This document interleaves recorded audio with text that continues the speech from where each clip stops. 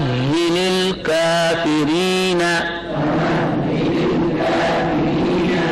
اس قاعدے کی خدمت کرنے والے حضرت رحمہ اللہ تعالی نے اب یوں کوشش کی ہے کہ مشدد الفاظ ایک لفظ کی بجائے دو الفاظ کو ذرا لمبے الفاظ کو لائے ہیں کہ اس وقت طالب علم جس نے استاد کے پاس یہ قاعدہ پڑھا ہے اگر وہ تمام ہجے جوڑ اور روان خود کر سکتا ہے تو قرآن پاک میں اس کا چلنا آسان ہوگا.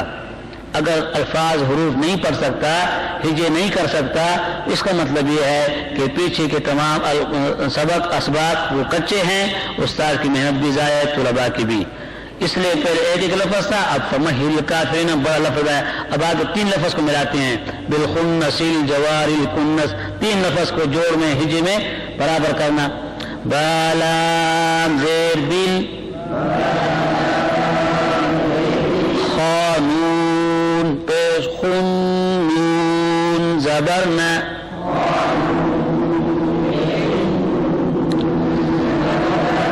بالخن سین لام زیر سین بالخنس جیم زبر جا. اب کیا رہے آپ کی کہ یہ سارے بالخن سے سارے پڑھیں یا جوار سے پڑھیں؟ ہاں بالخن سے کیوں کہ یہ سارے لفظ آپس میں موصول ہیں، ملے ہوئے ہیں. بالخن ال کا لام سین کے ساتھ ملا ہوا ہے، الجوارل میں ال کا لام یہاں، تو یہ تمام کلمہ موصول ہے، ہیں تو تین چار الفاظ لیکن ہیں آپس میں اکٹھے ملے ہوئے پڑھیں گے، اس لیے صرف جوار نہیں پڑھیں گے، ابتدا سے سارا پڑھیں گے. بالخنس الجا واو الف زبر وا بالخنس الجوا را لام زید جل بالخنس الجواری کاف نون پیش کن نون زبرنا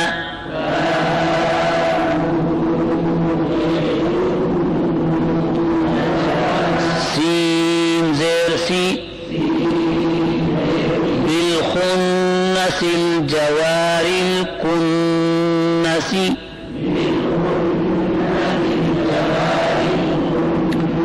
اگر وقف کریں گے تو سین کا زیر جزم سے تبدیل ہو جائے گا، اس کو کہیں گے وقف بالاسکان. بالخنس الجوار الکنس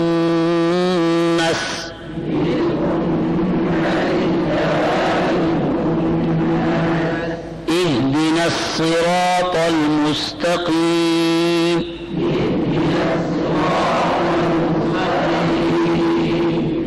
تختی نمبر 14 مشدد الفاظ کا اجرا.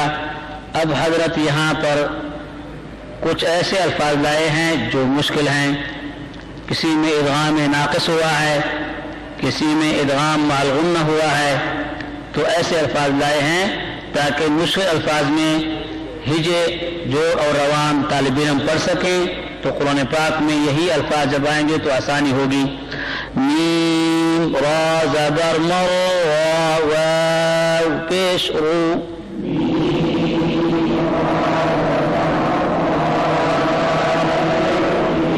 مرو ربی مدت حقت وتب تابا زبر تبا تا زبر بت تبت. آگے جو لفظ آ رہا ہے احط، اس میں اہل علم قراء جانتے ہیں کہ طا کا تا میں ادغام ہوا ہے لیکن ادغام ناقص ہے، ادغام تام نہیں ہے. اب اس کو یہاں بعض لوگ غلط پڑھتے ہیں اور عوام بھی خواص بھی کہ طا کو موٹا نہیں پڑھتے اور ہا کا ادغام تا میں کرتے ہیں احط، یہ ٹھیک نہیں ہے. اور تجویز میں اس کا طریقہ یہ ہے، مسنون تلاوت اس کا یہ ہے کہ ہا کے بعد پہلے طوا کی ادائیگی ہو، طوا کی موٹی ادائیگی محسوس ہو، پھر تا ادا ہو. ٹھیک ہے جی. تو اس کو ہوجی میں یوں پڑھیں گے، حمزہ زبر ا، ہا طا تا زبر حط، تا پیش تو.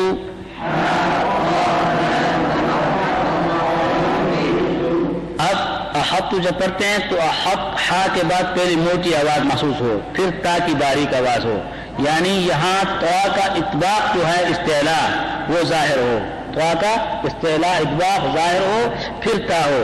یعنی یہاں ادغام تام نہیں ہے، کامل نہیں ہے. ادغام تام اس وقت ہوتا کہ طوا کو مکمل تا میں ملا دیتے، ادغام تام نہیں ہے، یہاں ادغام ناقص ہے. تو یوں پڑھیں گے احط، پہلے زبان کا درمیان چمٹ جائے اوپر، پھر تا کا سر لگے، زبان کا سر لگے، احط.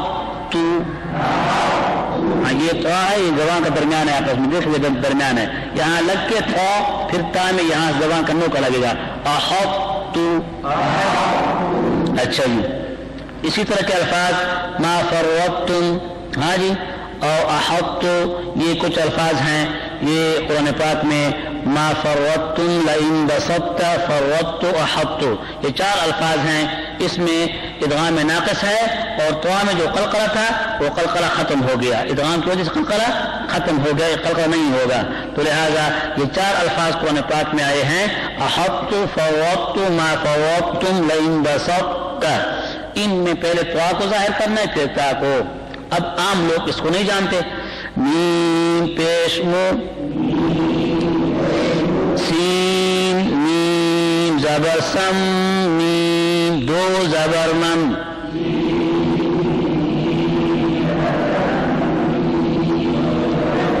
مسمن. 2 زبر میں جب وقف کریں گے تو وقف بالابدال ہوگا، 2 زبر 1 الف سے تبدیل ہو جائے گا، مسمى. اب ان نمنا، پہلے ان نون ساکن ہے، پھر نمنا میں نون متحرک ہے.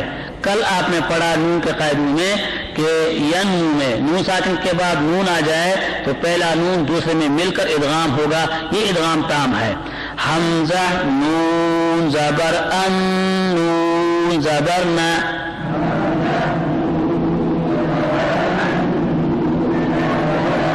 یہ پہلا نون نہیں پڑھا جائے گا، یہ دوسری نون میں مدغم ہو گیا ہے. ان میم نون پیش من، نون زبر نا،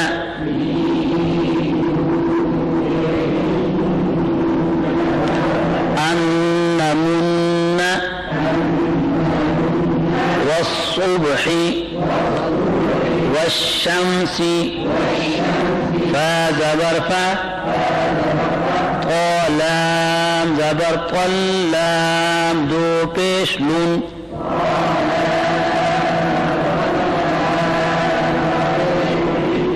فطل. وقف کریں گے تو 2 پیش جزم سے تبدیل ہو کر وقف بالاسکان کہلائے گا، فطل. لیکن زور دے کر وقف کریں گے، اگر زور نہیں دیں گے پالام زبر پل تو شد کو اگر کھا لیا، شد کو نہ پڑھا تو مطلب یہ ہوگا کہ ایک حرف کو کم پڑھ لیا، پھر بھاری غلطی ہوگی. فطل، فلام زیل فین، حاجیم زبر حجیم زیر جی،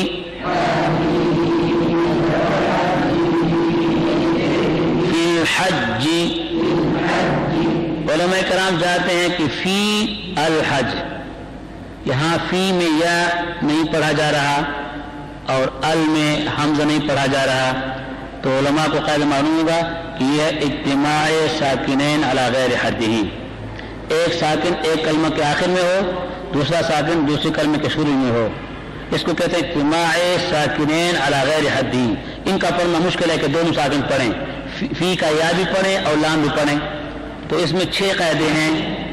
تو اس میں یہ ہے کہ اگر پہلا ساکن حرف مدہ ہو وہ حذف ہو جائے گا. کیا ہو جائے گا؟ اب یا جو ہے پہلا ساکن حذف ہو جائے گا. اب پڑھیں گے فی الحج. زیادہ تفصیل دیکھنا چاہتے ہو احکام الترتیب میں دیکھ لو. سین الف زبر سا میم زیر می سامی را یا زیر جی یا پیش یو سامریو. اگر وقف کریں گے تو یا پر شد کے بعد جزم آئے گا اور وقف بالاسکان کہلائے گا. سامری بمصرخی والتین والزیتون سجین سجین فی الیم ان الجنت لام زیر لی حابا پیش حبا لام زیر بی لحب خایا زبر خی لحب الخی رازیر بی لحب الخیر. اذا السماء انشقت جو آ رہا ہے اذا السماء لکھا ہوا ہے اذا السماء. اب اذا کے بعد الف بھی نہیں پڑھ رہے, ال کے بعد ال میں حمزہ بھی نہیں پڑھ رہے, ال کا لام بھی نہیں پڑھ رہے. یہاں تین قاعدے جاری ہوئے. ایک قاعدہ اجتماع ساکنین علی غیر حدی کا, پہلا ساکن حرف مدہ اذا میں حذف کر لیں گے. دوسرا قاعدہ ال کا لام ال کا حمزہ وصلی ہے, وصل کرا میں گر گیا. تیسرا قاعدہ ادغام شمسی کا, ال کے لام کے بعد شمسی حرف آ گیا, لام شین میں مل گیا. تین قاعدے ہیں. اب جس کو یہ پتہ ہو تو پتہ جواب دے سکے گا. اگر کوئی معترض اعتراض کرے کہ آپ کے قرآن میں 3 گروپ لکھے گئے ہیں اور آپ پڑھتے نہیں ہیں کیوں, تو یہ سم مکمن چپ بیٹھا ہوگا جی. ہاں جی, اس کو جواب دینے کی ضرورت یہ ہے کہ یہ سمجھائے کہ یہ قاعدے ہیں, یہ سے لکھنے میں آئیں گے, پڑھنے میں نہیں آئیں گے. حمزہ زیر ای, اب زال کے بعد پہلا الف بھی نہیں پڑھتے, دوسرا حمزہ بھی نہیں پڑھتے, لام بھی نہیں پڑھتے, زال کو سین سے ملا رہے ہیں. زال سین زبر زس سین زبر سا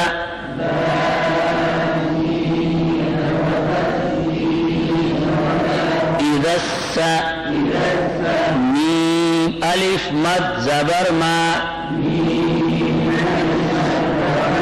اذا السماء حمزہ نون پیش ان اذا السماء. اس وقت نون میں غنہ نہیں ہے, جب شین پڑھیں گے تو غنہ آئے گا. شین قاف زبر شق قاف تا زبر قط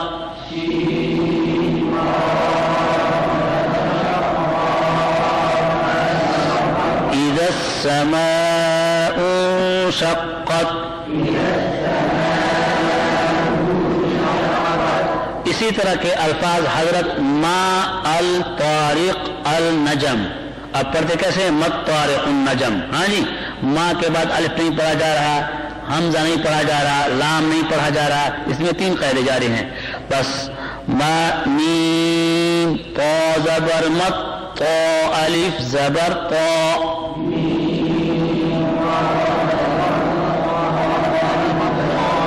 مت طا رازی مت طاری قاف نون پیش قن نون جیم زبر نج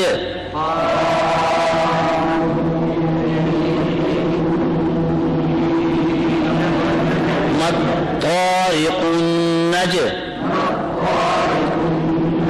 میم سا پیش مس سا الف زبر سا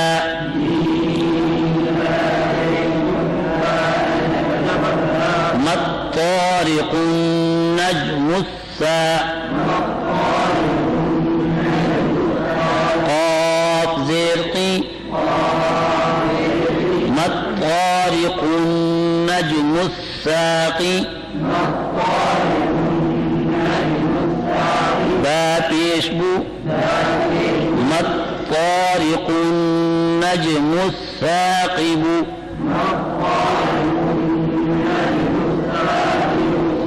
وقف کریں گے تو پیش جزم سے تبدیل ہو جائے گا، وقف بالاسکان ہوگا لیکن با میں قلقل آ جائے گا کیونکہ سکون عارضی آ گیا. مطارق النجم الثاقب.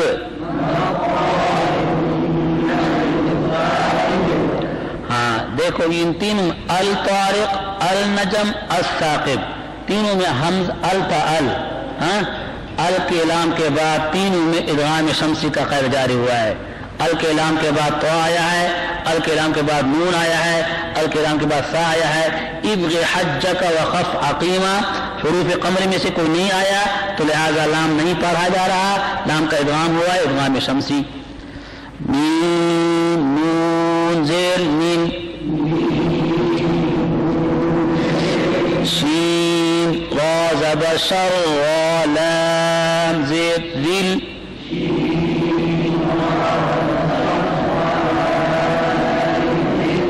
من شر ذل، واو سین زبر وس،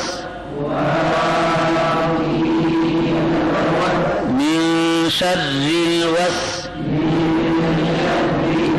واو الف زبر و، من شر الوسواس، سين لام زير سين، من شر الوسواس، خانون زبر خم، نون ألف زبرنا،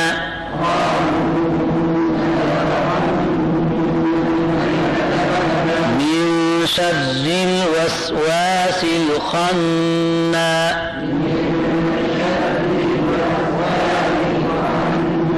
سين زير سي،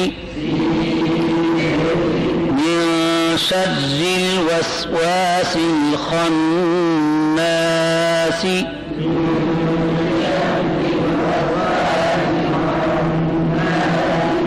اس میں کیا اشارہ دیا حضرت نے؟ مطارق النجم اور اس میں کیا فرق ہے؟ کسی کا ذہن پہنچتا ہے کیا؟ جی ہاں، یہاں الوسواس الخناس، یہاں پر بھی ال آیا ہوا ہے لیکن یہاں لام پڑھا جا رہا ہے، ال کا لام پڑھا جا رہا ہے کیونکہ ال کے لام کے بعد ابغ حج کا وخف عقیمہ میں وہ اوخا آئے ہیں تو لہذا یہاں اظہار قمری کی مثال دے رہے ہیں اور پہلے مطارق النجم میں ادغام شمسی کی مثال ہے. حضرت نے اتنی اشارات کیے ہیں، اب ان اشارات کی طرف کسی کا ذہن نہیں جاتا ہاں جی کیوں ایسے بات لائے ہیں، تو ان میں یہ ہے کہ اہل علم کو پتہ ہو کہ پہلے مطارق النجم الثاقب میں ادغام شمسی کی مثالیں تھیں، اب اظہار قمری کی مثالیں ہیں. الکلام پڑھا جا رہا ہے. اب وقف بالاسکان، من شر الوسواس الخناس،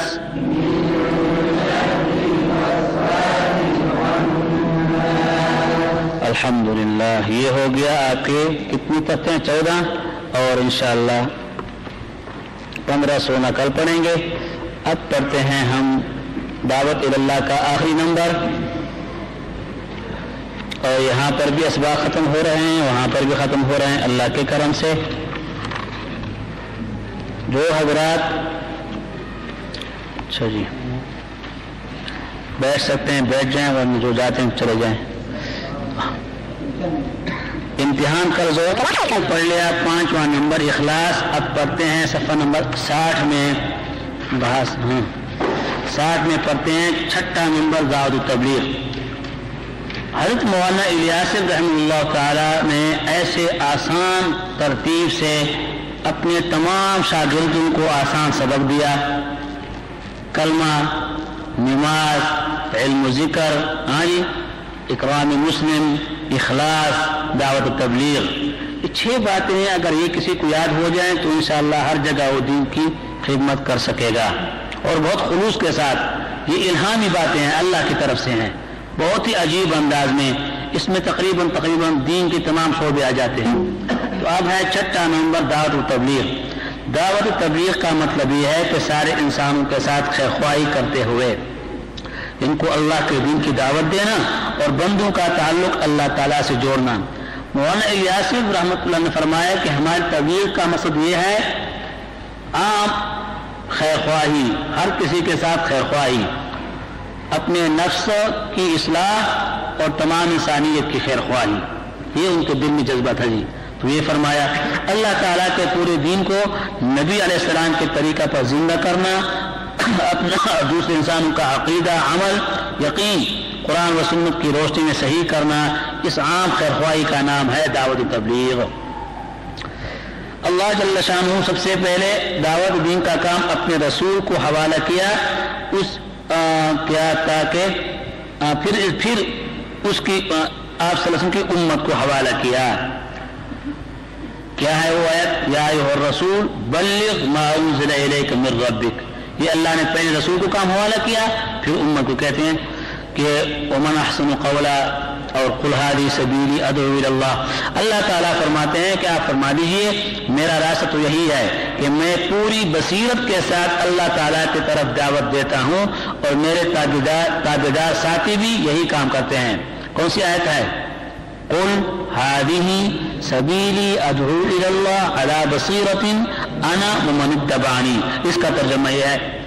نمبر 3، اللہ تعالیٰ نے فرمایا اور تم میں سے ایک جماعت ایسی ہونی چاہیے کہ قرآن و سنت کی طرف لوگوں کو بلائے اور نیکی کا حکم کرے، برائیوں سے منع کرے، یہی لوگ 100% کامیاب ہیں۔ کون سی آیت ہے؟ وَلْتَكُن مِّنكُمْ أُمَّةٌ يَدْعُونَ إِلَى الْخَيْرِ، خیر سے مراد ہے قرآن و سنت، وَيَأْمُرُونَ بِالْمَعْرُوفِ وَيَنْهَوْنَ عَنِ الْمُنكَرِ وَأُولَٰئِكَ هُمُ الْمُفْلِحُونَ۔ یہ تو اللہ تعالیٰ کے ارشادات فرامین تھے تبلیغ کے بارے میں۔ اب نبی السلام کی باتیں سنیں۔ نبی علیہ السلام نے فرمایا یہ دین اسلام نعمتوں کے خزانے ہیں، اور ان خزانوں کے لیے چابیاں ہیں۔ خوشخبری ہو اس بندہ کے لیے جس کو اللہ تعالیٰ بھلائی کی چابی اور برائی کا تالا بنا دے، اور تباہی ہے اس بندے کے لیے جس کو اللہ تعالیٰ برائی کی چابی اور بھلائی کا تالا بنا دے۔ مشکات شریف حدیث مبارک ہے، طوبى لمن جعلہ اللہ مفتاحا للخیر ومغلاقا للشر۔ پھر فرمایا آگے ویل لعبد، ہلاکت اس بندے کے لیے جعلہ اللہ مفتاحا للشر ومغلاقا للخیر، یہ اس کا ترجمہ ہے۔ نبی السلام نے فرمایا جو شخص ہدایت اور نیکی کی دعوت دے اس کو ان تمام لوگوں کے عمل کے برابر ثواب ملتا رہے گا جو اس ہدایت اور نیکی کی پیروی کریں گے، اور پیروی کرنے والوں کے اپنے ثواب میں بھی کوئی کمی نہیں آئے گی۔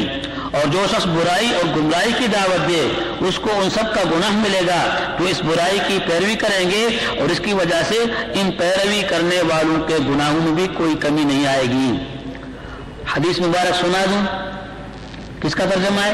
من دعا الی ھدی کان لہ من الاجر مثل اجور من تبعهم لا ينقص ذلك من اجورهم شیئا ومن دعا الی ضلالۃ کان علیہ من الاثم مثل آثام من تبعهم لا ينقص ذلك من آثامهم شیئا۔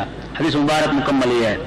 در حقیقت دنیا کے ماحول اور پریشانیوں میں رہتے ہوئے اللہ تعالیٰ کا دین سیکھنا سکھانا، آخرت کی تیاری کرنا بہت مشکل ہے۔ یہ تیاری ٹھیک کر دو، یہ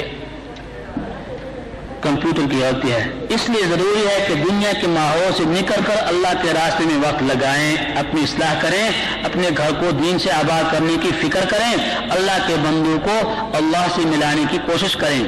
انبیاء علیہ السلام کا بھی یہی کام تھا۔ حضرات صحابہ کرام اور علماء حق اس کام کے فائدوں کو سمجھ گئے، اس ذمہ داری کو سمجھ گئے، اور مخالف حالات کے باوجود خوشی خوشی سے اللہ کے دین کی خدمت کے لیے نکلے، غربت کا مقابلہ کیا، مصیبتوں کا مقابلہ کیا، گھروں کو چھوڑا، ساری دنیا میں اللہ کے پیارے دین کو پھیلایا۔ ہمیں بھی نبی علیہ السلام کے غم میں شریک ہونا چاہیے، اور اللہ کے دین کے لیے اتباع سنت سے اپنے مال، جان اور وقت کی قربانی دینی چاہیے۔ ایک چلہ، 3 چلہ، 1 سال، آدھی عمر، ساری عمر اللہ تعالیٰ کے راستے میں نکلیں۔ یہ دعوت تبلیغ میں حضرات کا جو ہے نا نظام ہے اور یہ نصاب ہے، بہت آسان۔ ہمارے علماء طلباء سے ہمارا یہ مطالبہ ہوتا ہے کہ ساری زندگی اللہ کے لیے وقف کرو۔ ایک دفعہ ہی بس کر لیا، تجوید کتابیں پڑھ لی، اب گھر میں نہیں بیٹھنا، مرتے دم تک 60 سال عمر ہو، 70 سال، ساری زندگی اللہ کے دین کی خدمت کرو، گھروں سے نکلو۔ ہمارا اتنا سخت مطالبہ ہے، اور تبلیغ میں آسان ہے کہ 1 چلے لگاؤ، 3 دن لگاؤ اور 3 چلے لگاؤ، ٹھیک ہے جی. ہاں، اس لیے حضرات صحابہ کرام کو یہ بات سمجھ آ گئی تو مدینہ میں، مکہ مکرمہ میں ان کی قبریں نہیں ہیں، تھوڑے ہیں اور سارے دنیا میں پھیل گئے. کیوں پھیلے؟ کہ اس بات کے لیے پھیلے کہ اور لوگوں کو دین سمجھائیں گے. جتنے بھی دین والے بنیں گے، نمازوں والے، قیامت تک لاکھوں کا ثواب ملے گا. تو اس لیے حضرات صحابہ کرام گھروں سے نکلے. اسلام کی دعوت، تبلیغ اور قرآن و سنت کی درس تدریس کے فائدے. اس محنت کا ثواب نقد ملتا ہے زندگی میں بھی، مرنے کے بعد بھی، اور اس محنت میں فائدہ اور بڑھنے والا ثواب زیادہ ہے. اس محنت سے اطمینان اور سرور نصیب ہوتا ہے، بے چینی ختم ہو جاتی ہے. آپ دیکھیں طلباء کرام کتنے مطمئن ہیں اور لوگ گھروں میں، بازاروں میں کتنے بے چین ہیں. تبلیغ میں لوگ کتنے مطمئن ہیں اور جو امریکہ گئے دنیا کمانے کے لیے وہ کتنے پریشان ہیں. یہ دین کی برکت ہے. اچھا جی، اس محنت سے آخرت کی تیاری بہت اعلیٰ طریقہ سے ہوتی ہے. اس دعوت تبلیغ کی محنت سے اسلام کی حفاظت، اشاعت ہوتی ہے اور کفر کو شکست ہوتی ہے. اس دعوت تبلیغ درس تدریس کی محنت سے بندوں کا تعلق اللہ سے مضبوط ہوتا ہے، شیطان کو شکست ہوتی ہے. اس محنت سے گھروں میں حفاظ، علماء، صالحین افراد پیدا ہوتے ہیں. اب جتنے طلباء آئے ہیں، ہم نے پوچھا کہ کتنے طلباء ہیں کہ اس کے والد نے تبلیغ میں وقت لگایا ہو، تو زیادہ تر وہ طلباء نکلے جن کے والد صاحب نے تبلیغ میں وقت لگایا اور پھر بچے کو عقاری بنا رہا ہے، عالم بنا رہا ہے. چلیے، اس محنت سے خواتین کی اعلیٰ طریقہ سے اصلاح ہو کر گمراہی کے راستے بند ہو جاتے ہیں. اس محنت سے شرک و بدعت اور رسم و رواج کے راستے بند ہو جاتے ہیں. اس محنت سے سنت اور ہدایت کے راستے کھل جاتے ہیں. اس محنت سے سارے انسانوں کے ساتھ ہمدردی، خیرخواہی کے جذبات پیدا ہوتے ہیں. اس محنت سے دین کا ہر شعبہ زندہ ہوتا ہے. اس محنت سے عقائد، اخلاق، عبادات، معاشرت، معاملات، سیاست قرآن و سنت کے موافق صحیح ہو جاتے ہیں. اس محنت سے تکبر، غرور جیسے برے عیب دور ہو جاتے ہیں. اس محنت سے عاجزی، اخلاص، انابت اللہ، اللہ کی طرف رجوع کرنا نصیب ہو جاتی ہے. اس محنت سے والدین، اساتذہ کرام، علماء دین، صحابہ کرام رضوان اللہ علیہم اجمعین کی روح خوش ہو کر ان کے درجے بلند ہوتے ہیں. کیونکہ ہم ان کی شاگرد بنیں گے تو ہم جو کام کریں گے استادوں کو ثواب ملے گا، ان کے درجات بلند ہوں گے. اس محنت سے نبی علیہ السلام کے ساتھ وفاداری نصیب ہو کر شفاعت رسول نصیب ہو جاتی ہے. اس محنت سے اللہ کی رضامندی اور رحم کرم کے دروازے کھل جاتے ہیں. ورضوان من اللہ اکبر، ذلک هو الفوز العظیم.